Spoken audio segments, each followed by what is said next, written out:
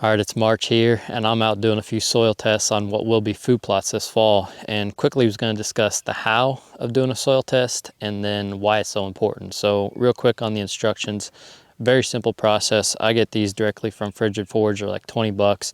Everything you need is in this little kit. It's got a postage paid envelope in there, as well as a little bag for the soil and instructions, everything you need. And then you're also going to need a bucket to put the soil in, and then some type of shovel or spade. So what we'll do, we'll go around this plot it's probably 2/3 of an acre, and we'll probably collect maybe 6 different locations of soil, and just to get a good sample of what type of soil is really in this plot. So we'll put all that in this bucket. It's a little bit wet, so I'll probably let it dry out for a little bit, and then we'll put it right into the paper bag that's included in the soil test kit. So when you're getting your samples, you just want to take, like I said, I'm going to do about 6 here. Just evenly space them out throughout the plot so you get a good sample, and go down about 5 or 6 inches is good enough. Get that soil out, put it in your bucket, move on to the next spot.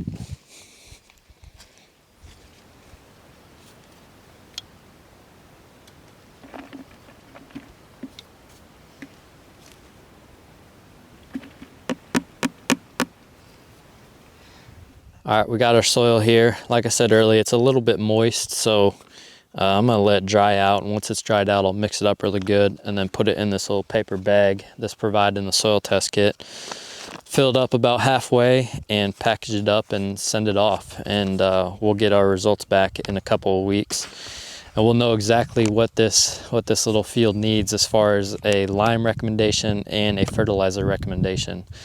And that's the benefit of doing one of these soil tests, is you know exactly what you need to have a good food plot. And so there's a lot of benefits to that. I've heard guys say they just skip this step because their food plots look fine and do fine. Well, there's a lot more to it than that. You want your food plot to be as palatable as possible for the deer.